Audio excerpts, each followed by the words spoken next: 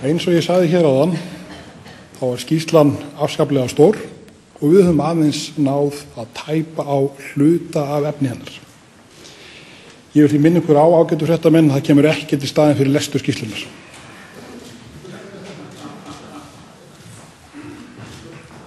Núna ætlum við að taka nokkra spurningar og við höfum takmarkaðan tíma og ég áætlum við náum að taka 15 spurningar. Þar sem hér eru margir mun fleiri í sal, þá ætlum við að reyna að haga því þannig að það sé það eins einn helst frá hverjum fjölmiðli sem fær að spyrja. Ég vil biðja ykkur að minnast hvert lögbundið hlutverk nefndarinnar og verkefni áður en móti spurningarnar. Og ég vil biðja ykkur að kynna ykkur áður en þið berið spurningarnar.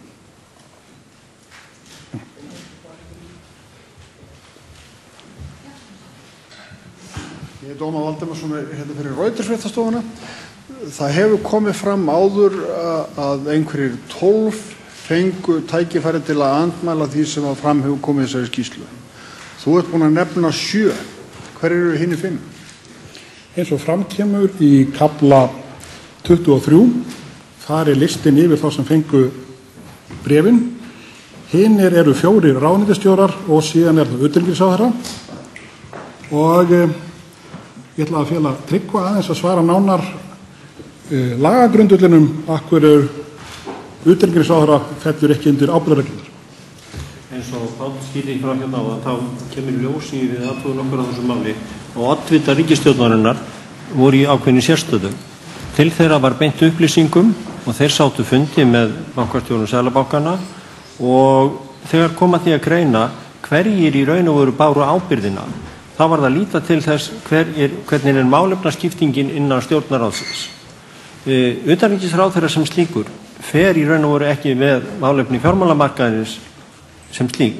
Hann getur hins vegar komið að þeim ýmsum hætti að því varðar þá erlend viðskipti, gæta hagsmuna Íslands erlendis og það er einfaldlega byggt á þeirri niðurstöðu að ábyrgðargrundvöllurinn sem þarna að ræða, það er að segja frumkvæði skylda ráðherranna á grundvelli þeirra málefna sem þeim eru falin, hann leiði ekki til þess að það verði komið fram á þeim grundvelli sem við erum að fjalla sem mistök og vanrækslu á þessu leyti ábyrgð að því varðar utanríkisráðherra þáverandi. Það er svo hins vegar alveg ljóst að þarna var utanríkisráðherra þáverandi í pólitísku hlutverki og það verða þá aðrir að taka stað við það. Að því að varða ráðuneytisstjórana þá laut okkar fyrirspurn þeirra fyrst og fremst að því að reyna að ganga úr skuggum það hvernig hefði verið háttað upplýsingaflæði vegna starfs í þessum kallaða samráðshópi stjórnvalda til ráðherranna. Og það kom fram við þá upplýsingaöflun að ráðherrarnir töldu sig hafa fengið í munnlegu formi upplýsingar þá megindrættir sem að hverju sinni voru til staðar í viðfangsefni þessa hóps og þar að leiðandi vegna þeirra grundvallar ábyrgðar sem hvílir á ráðherranum að hafa frumkvæði og bera ábyrgð á stjórnarathöfnum og þá var það mat okkar að þeir eru átt að hafa nægar upplýsingar til að geta brugðist við. Takk fyrir. Já, Heimir Már Ingi, fréttamaður á Stöð 2. Mér langar kannski, finnst þið komin hérna að fá að spyrja bæði Sigríði og Pál og kannski þá fyrst Sigríði eins og þú lýsir því hvernig fór fyrir bönkunum og þessum krosseignatengslum og hvernig eigendurnir umgengust bankana 3. Er þetta að lýsa því einhvern veginn öðruvísi heldur en bara sem bankaráni hábjartan dag? Er ekki hægt að segja að þessir aðilar hafi hreinlega rænt íslenska bankakerfið, þeim fjármunum sem þeir höndluðu með þeim hætti sem þú lýstir hér áðan? Og til Páls, þeir aðilar, þeir stjórn Seðlabanka, þeir ráðherrar, forstjóri fjármála eftirlitsins sem þið segið hafi sýnt vanrækslu í starfi, hvað þýðir það í afleiðingum? Hvað leggur nefndin til að gera sig í framhaldinu eða hvað segja lög það að gera eigi við embættismenn sem sína vanrækslu með þeim hætti sem þið hafið nú sett fram? Ég held að það hafi komið alveg ljós skýrt í máli mínu og að nefndin hefur komist þeirri niðurstöðu að eigendur bankana hafi gengið fjármann í bankana allt og frjálslega. Hvort ég vilji kveða jafn sterkt orði eins og þú gerðir, það er annað mál. En það var alveg hreint held ég í mínu framsögu að þetta gat ekki talist eðlilegt og hagsmuna árekstrar mögulegir í svona aðstöðum eru verulegir.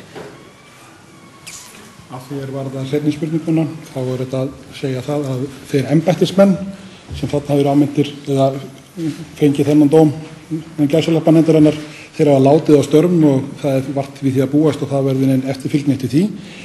Að því varðar fyrrverandi ráðherrana, þá það þingsins að taka afstöðu til þess, hvort að þingið telji rétt eða ástæðu til að fylgja því eftir fyrir ráðherradómi, að landsdómi. Já, góðan dag. Kolbeinn Óttarsson Preppmitt, ég frá Fréttablaðinu. Langar aðeins að spyrja, hve mörg mál fóru frá ykkur til ríkissaksóknara og akkur fóru þau ekki strax í ferlinu, ef ég skildi rétt þá fara þau strax núna þegar skýrslan hefur verið kynnt. Og eins að þessi 12 minningar sem fengu andmæli frá ykkur, breyttust eitthvað skýrsla með því andmæli sem þar komu fram? Breyttum við eitthvað texta, var eitthvað þeirra andmæli sem var til þess? Við gáum þessum 12 minningum færi á að tjá sig atriði sem mörg hver voru óljós og það nú ekki þannig að við höfum yrkað það mikið að kalla menn til ábyrgðar í íslensku samfélagi. Og það ekkert að segja þessar reglur sem þetta gilda séu skýrar og engin fordæmi að styðjast. Þess vegna var vafi víða og við leyfðum og gáum hlutaðeigandi aðilum þá færi á að tjá sig og því sjáir hreinlega niðurstöðuna hver hún er. Það eru bæði á þannig að menn fá ekki, teljast ekki hafa brotið af sér í bága við fyrstu greinina mistök á vanrækslu og öllum þeim sviðum sem þau veit færi á að tjá sig og svo endan þetta eingöngu 7 af 12 sem að niðurstaðan liggur fyrir. Þannig svarið já, auðvitað það hafði áhrif það sem kom frá og til þess nú andmælarétturinn þetta gerður. Tryggvi myndu. Framsendingu mála til ríkissaksóknara, þá það þannig að okkur var ekki ætlað að sinna sakadómsrannsókn eða lögreglurannsókn þessu leitinu. Það var hins vegar tekið fram, ef það vaknaði grunur við athugun okkar á málum, þá skyltum við tilkynna þau áfram. Það rétt að leggja sérstaka áherslu á það að fljótlega eftir að við hófum störf þá komu fram með endurskoðunarskýrslur vegna bankana, þar sem teknar hefðu verið saman upplýsingar það sem gerðist síðustu misserin í bönkunum. Þar var að ræða ýmsar upplýsingar sem við sáum strax að áttu erindi til frekari úrvinnslu og við lögðum áherslu á það, beittum okkur fyrir því að þeim yrði komið til sérstaks saksóknara. Þessi mál sem að síðan hafa komið upp, þau hafa í raun og veru verið að koma upp við okkar athugun á fjölmörgum gögnum, samningum og ákvörðunum í bönkunum. Við höfum svo safnað þeim saman og höfum settum ríkissaksóknara og sérstökum saksóknara grein fyrir þessum málum. Það nú eins vegar þannig að skýrslan hefur að geyma frásögn af fjölda mála, til dæmis að því að varðar útlán, ákvarðanir lánanefnda og annars slíkar, sem að þessi yfirvöld þurfa núna að fara yfir og skoða í hvaða tilvikum þurfi að fjalla nánar Mörg þessara mála eru þegar komin til þeirra. Við leggjum hins vegar áherslu eins og þið sjáið í kafla 22 á það að það þurfi líka sérstaklega að skoða ábyrgð stjórnenda bankana. Það að segja þeirra sem fóru með stjórn þeirra, æðstu stjórnendur, stóðu þeir rétt að málum. Og það hefur komið hér fram áður að þar verður að leita leiða eftir þeim leikreglum sem við höfum á grundvelli annars vegar þá refsimála og hins vegar þá að einstaklingar eða þeir sem telja á sig hafa brotið leiti þá leiða til þess að rétta hlut sinn. En við höfum sem safnað þessu saman, skýrslan sem slík gagn með því bréfi sem við höfum afhent og nú það viðfangsefni þessara yfirvalda. Það settur ríkissaksóknari sem mun skipta þessum verkefnum upp og nú voru þau komin til þeirra. Frá Ríkisútvarpinu biður ykkur að útskýra betur fyrir okkur.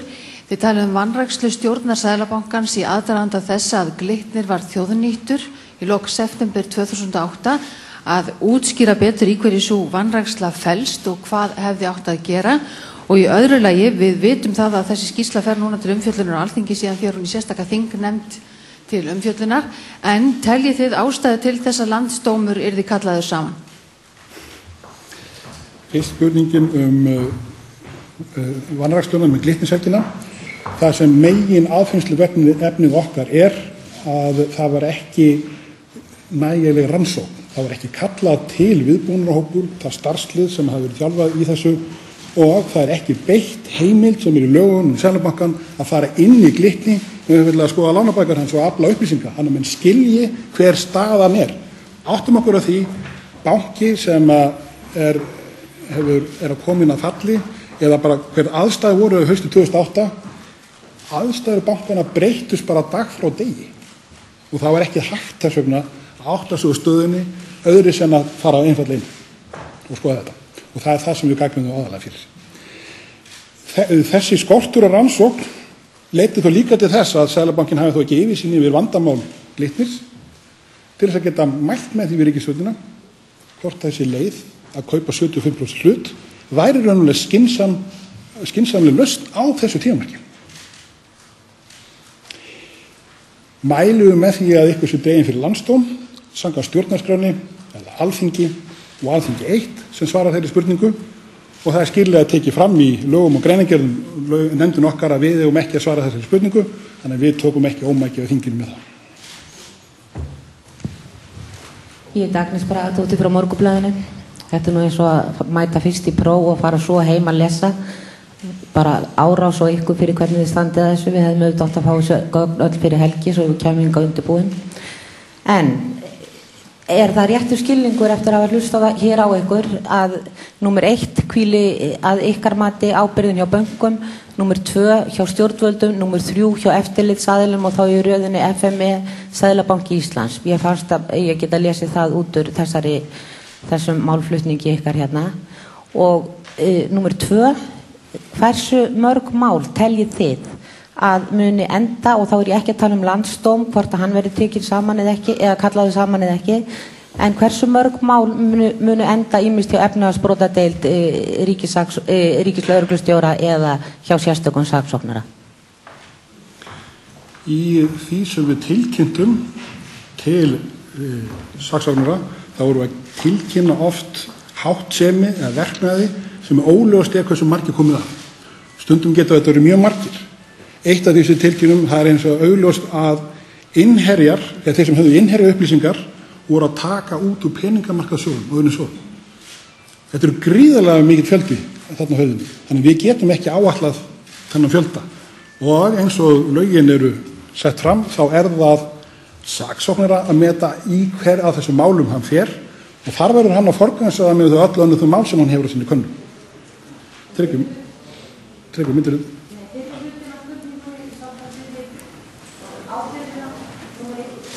Já, sko, þetta hangir saman, en að sjálfsögðu voru áhætturnar teknar með viðskipta ákvörðun bankastjórana og þeirra sem störfuðu í bönkunum.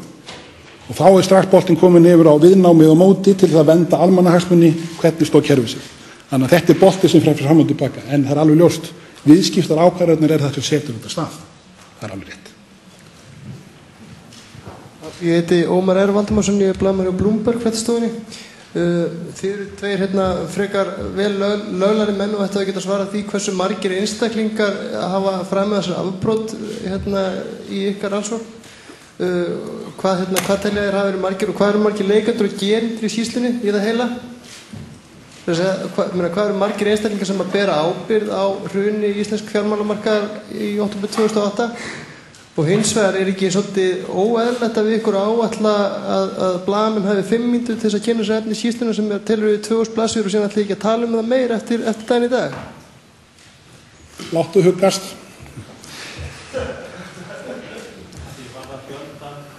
Það verður áttur á því að það hafi þetta komið fjöldi manns í sögu við þessari rannsókn. Hvers vegna? Jú, vegna þess að við erum að rannsaka viðskipti í heilu bankakerfi. Þannig að við getum ekki tilgreint einhvern fjölda í einhverjum einingum því miður, það getum við ekki. Það getur, við vorum átt okkur á því að hver maður er saklaus þar til sektan sem sönnuð. Okkar viðfangsefni var ekki að sinna þeir rannsóknarhlutverki. Við áttum jú athuga hverju voru veikleikar í stefnumörkun og rekstri bankana. Það höfum við gert með því að draga fram upplýsingar það sem gerðist í þeim, hvernig staðið var ákvörðunum þar. Þegar þú kemur hins vegar að því að reyna að finna út úr því hver ber ábyrgðan og hvernig getum við leitt hana fram, þá ertu komin að því að prófa þær reglur sem gilda refsi ábyrgð hugsanlega þessar aðila. Og þar kemur að þeim mörkum sem við erum ekki að fást við.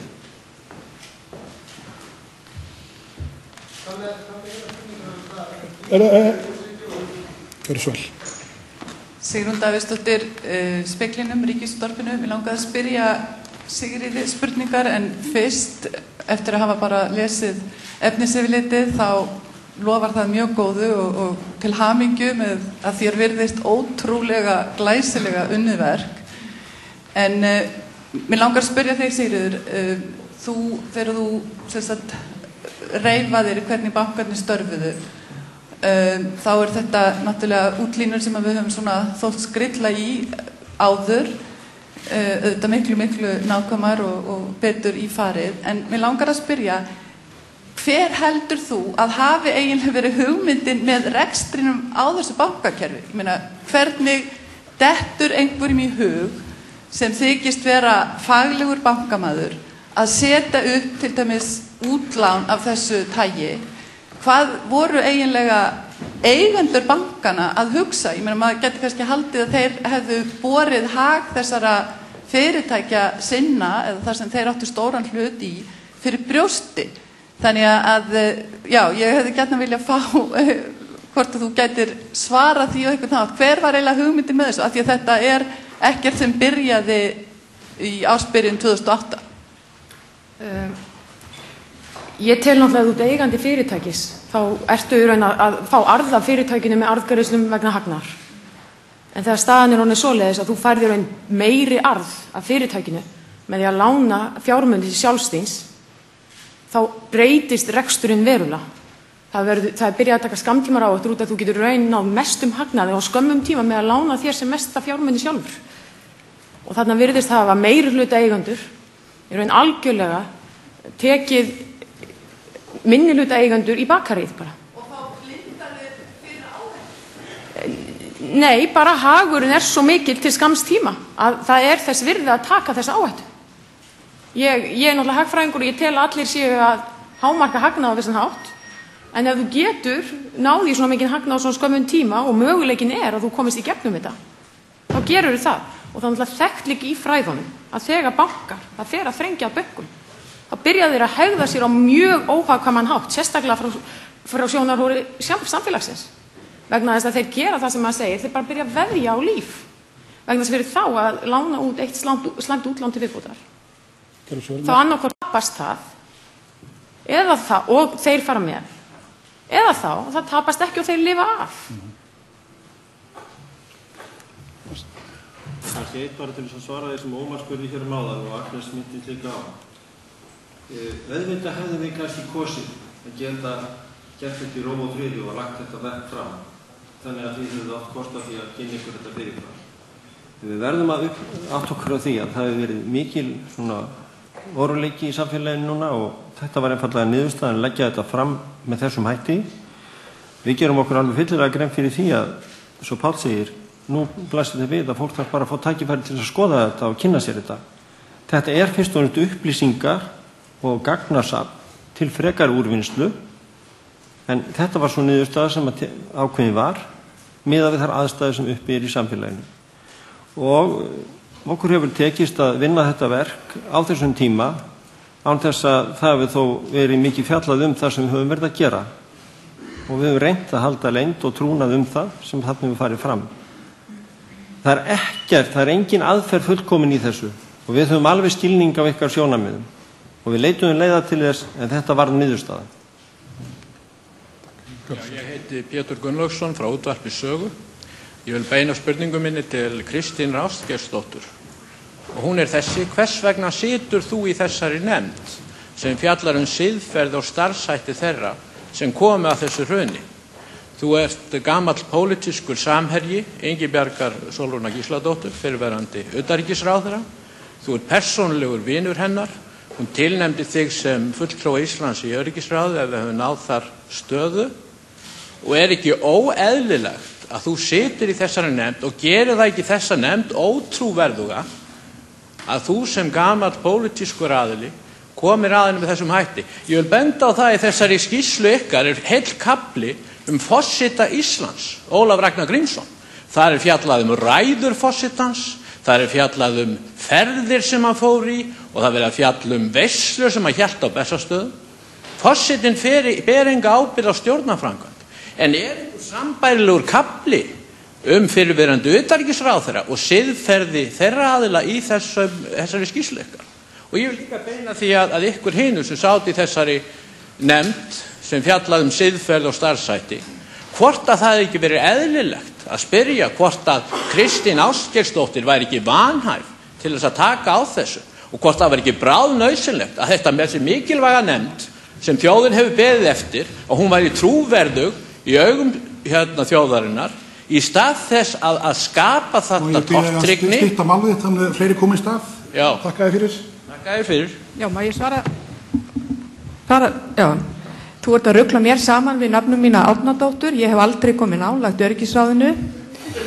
Það er hins vegar rétt að ég sat á þingi með Ingibjörgu Sólrúnu Gísladóttur í nokkur ár og við vorum ágæti kunningjar þar til að það urðu mikil skil í kvennalistanum á sínum tíma.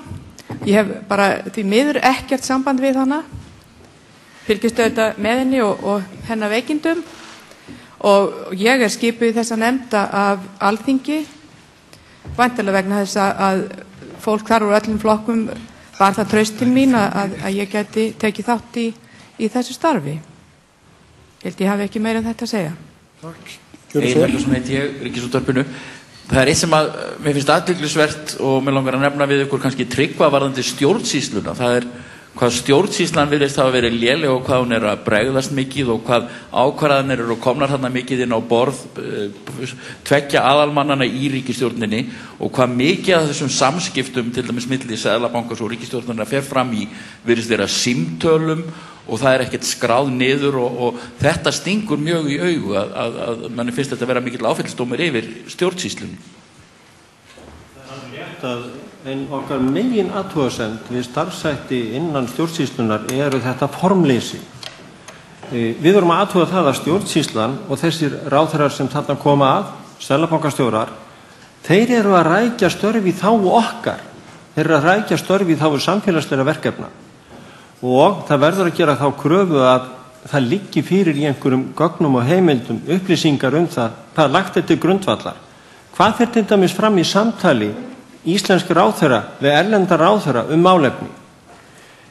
Við verðum líka átt okkur á því að þetta voru viðkvæm málefni, eðlilega, en það verður jafnframt að gera þá kröfu til stjórnvalda að þau hægi vinnubrögðum þannig að það sé hægt að fjalla þessi mál þó viðkvæm séu með þessum hætti. Og þið takið eftir þegar þið skoðið þessa skýrslu að á sama tíma og við erum að láta þess getið að það líki ekkert fyrir samtöluða fundi sem ráðherrar áttu eða þeir setja fram alvarlegar upplýsingar og það er jafnvel ekki fært í bókar, þá er hins vegar í þessum samráðshópi stjórnvalda, þar eru setta fram ítarlegar upplýsingar, ítarleg gögn, unnin til dæmis að Seðlabanka og Fjármálaeftirliti og beint til fulltrúa ráðuneytanna í þessum hópi, þannig að þetta er alveg hægt. En þetta gerir auðvitað þá kröfu til þessi vandhætti vinnubragða og það er akkurat þetta sem við erum að leggja áherslu á að þarna þarf að taka til hendinni en verða að rækja þessi verkefni út frá því að þetta er í þágu samfélagsins. Það sem er alveg ótrúlegt í þessu er það að hversu mikið að þessu fer fram óformlega. Það er það sem er vandamáli og síðan gerist þetta í þessu tilviki að við erum búin að lýsa því hér að það er ekki svo að Seðlabankinn hafi ekki komið til ríkisstjórnarinnar og sagt við hana, já, það eru vandamál með bankana. Það þarf að taka á þessu. Hvers vegna kemur Seðlabankinn til ríkisstjórnarinnar? Jú, það er væntanlega vegna þess að hann telur sig ekki sjálfan geta átt við máli. Málið sé stærra. Og þá er það spurningi hvernig bregðast með við. Hann hefur svona tiltekna lagaheimild til tiltekna það eru tiltekna athafnir sem hann getur gert að því varða til dæmis þrautavaralán og annað eftir því en við segjum líka og bendum á það að ef að Seðlabankinn taldi sig þurfi einhverja frekari heimildir þá áttu náttúrulega að koma að biðja það en það sem að þetta snýst í rauninu líka svolítið mikið það grundvallaratriði að hér var komið upp sjálfstæðum stofnunum. Við erum með sjálfstæðan Seðlabanka sem hefur alveg ákveðið hlutverk að gegna að lögum og vissulega á hann að passa upp á fjármálastöðuleika. Við höfum fjármálaeftirlit sem á að fylgjast með tilteknum verkefnum, sérstaklega innra starfi fjármálafyrirtækjanna. En þá kemur þessi stóra spurning, eru ráðherrarnir sem hafa með viðkomandi málaflokka að gera, eru þeir alveg lausir allra mála?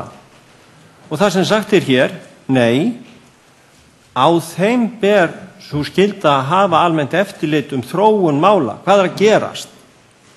Við skulum athuga það til dæmis að, eins og kom fram hérna hjá Sigríði, að það voru aukning þessara erlendu innlána sem grundvallar breyting á fjármögnum íslenska bankana. Hún gerist og verður mest á árinu 2007.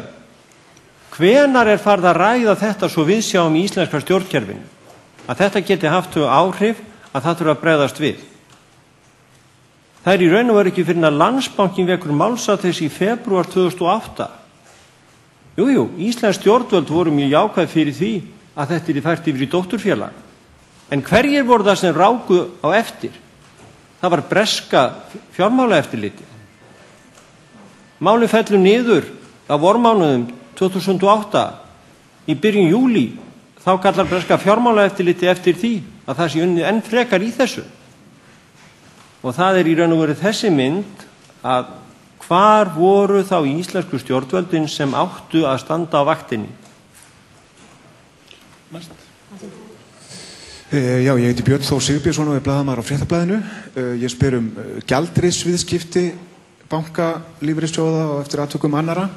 Þau hefur stundum verið sagt að þau hafi í einhverju tilvikum og upp að einhverju marki verið árás á krónuna. Hver ykkar megin niðurstaða í þeim málum? Sigríður? Það farið vel yfir gjaldeyrisviðskiptin í kafla 13. Við sjáum að það var mjög mikið keypt af gjaldeyri, sérstaklega af einum banka, Kaupþing banka, á 3 mánaða tímabili nóvember til janúar.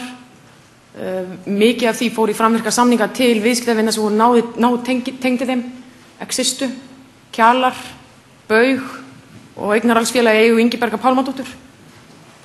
Og við sjáum að það alveg ljóst hverjir voru á hinni hliðinni, hverjir voru að verða langir í krónu eins og maður segir á fjármálamáli. Lífeyrissjóðirnir fara hæst í 2,3 milljarða króna í framvirkum samningum, langir í krónu. Evra fyrirgefð, 2,3 milljarða evra.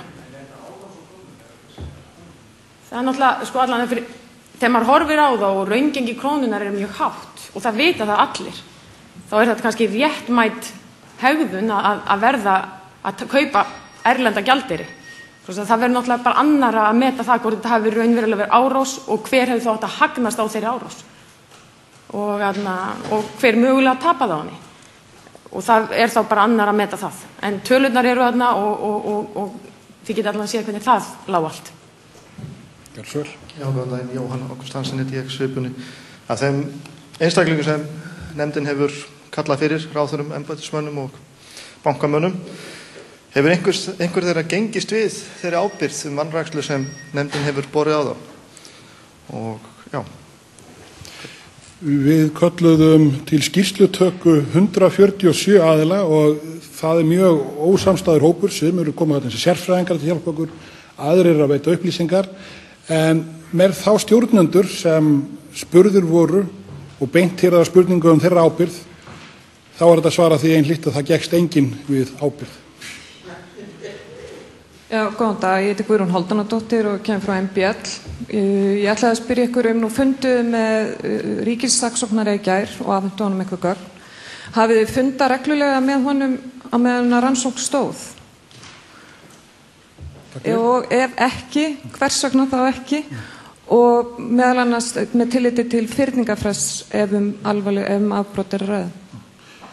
Við höfum átt 2-3 fundi með honum þar sem við höfum afmarkað skilunum milli starf okkar, þannig að við vinnum saman í þessu og okkar heimildir eru allt aðra. Við erum ekki að rannsaka opinber mál, okkar að búa til heildarmyndina hvað gerðist og svo tekur hann við því og fer inn í einstök mál.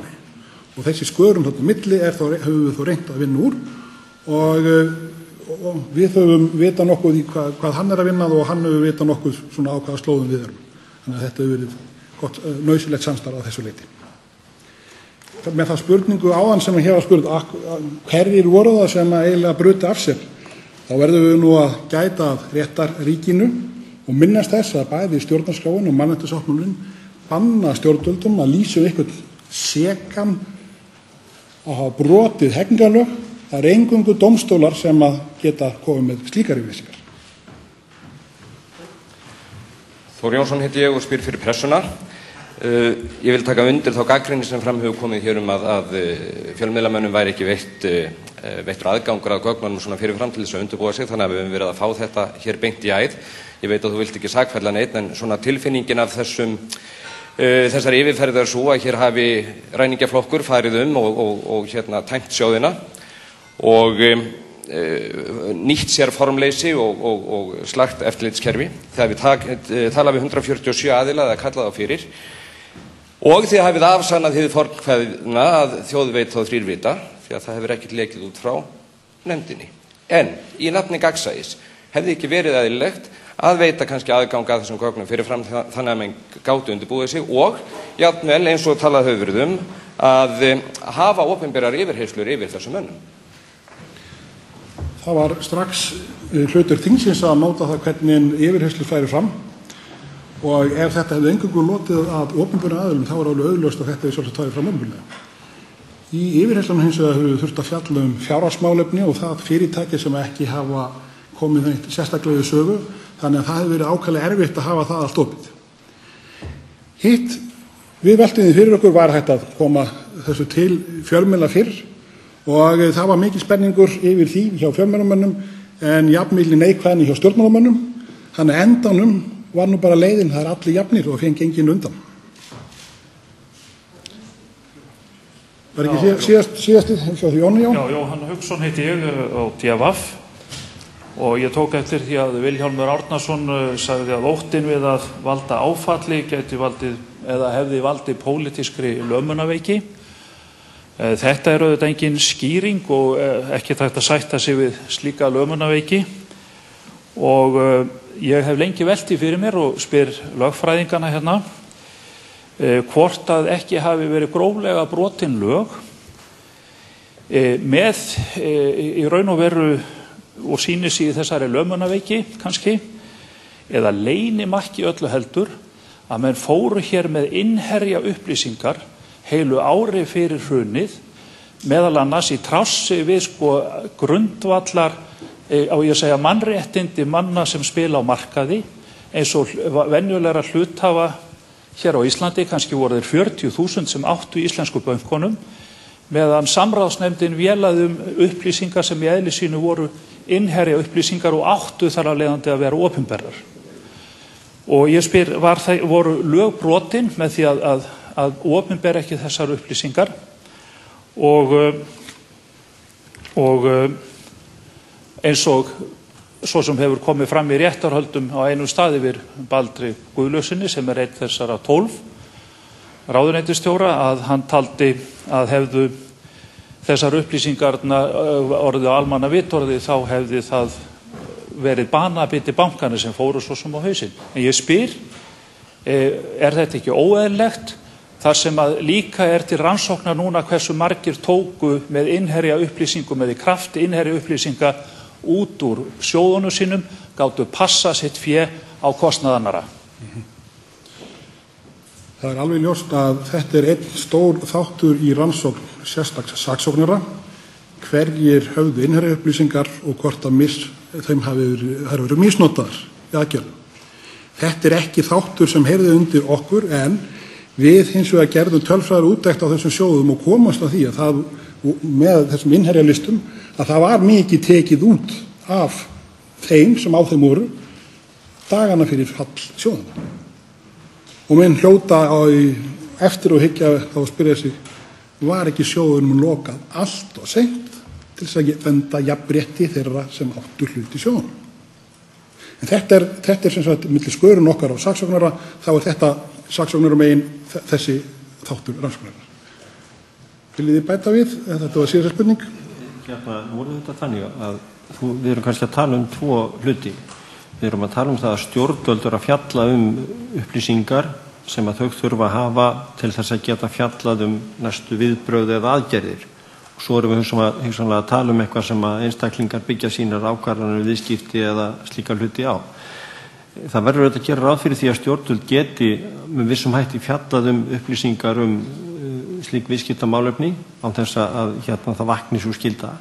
En það er alveg ljóst eins og við erum að tala hérna og við höfum bent á að þetta kallaði á að það yrði fyrrgripið inn í. Menn nýttu þessar upplýsingar til þess að grípa inn í rás atburðanna. Og þá voru það réttir aðrir sem þarf þetta að gera. En við getum ekki fjalla nánar við sjálfur sér þetta á grundvelli einhverja innherja upplýsinga, þannig að þá erum við aftur komin að þessum spurningum saknæmi, slíka hluti. Líka því að ég nefndi þessa líkingu að hún skýr ekki neitt við afsaki að þá náttúrulega minnast þess að menn standa frammi fyrir ofvöxnu skrímsli sem þeir höfðu skapað sjálfur.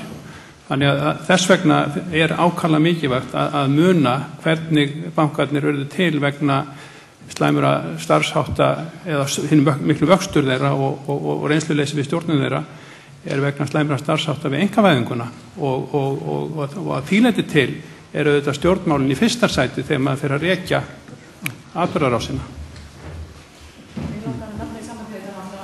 Ef þú horfir á umræðina fyrir fall bankana þá einblína stjórnmálamenn og meira þess að forstjóri fjármálaeftirlitsins einstaklega mikið á eiginfjárhlutföll bankana. Og það verður náttúrulega að vera ljóst að þegar það komi lausafjárkrísa þá skipta eiginfjárhlutföll banka ekki það miklu máli. Það sem skiptir máli laust fé. Og í okkar tilviki skiptir máli líka einnig það að þær skuldbindingar sem þeir voru í erlendum myntum að laust fé var jafnvel í íslenskum krónum. Og í þokkabót bakhjarlinn sem Seðlabanki Íslands sem á að koma í veg fyrir það að sé áhlaup á banka sem stöndugur. Hann einungis með prentvél sem prentar íslenska krónur. Og þá það frekar þannig að þessir aðilar sem voru að horfa á þeir voru að horfa á ranga kennitölu einfallega sem í þokkabót eins og hefur komið fram núna hérna í dag var að okkar mati ofmetin. Svoleiðis að það kannski ekki beint þannig að þeir hafa verið að leyna okkur upplýsingu heldur að hafa þeir sjálfur líka verið að einblína á upplýsingar sem voru að gefa röngu merki. Því eiginfjárhlutföll bankanna voru nokkuð há og meiri segir samanburði við skandinavíska banka og jafnvel herri. Þetta höfum við lokaorðin hér á þessum fréttunarfundi. Takk fyrir og eftir 3 mínútur hefst annar fundur á ensku. Takk fyrir.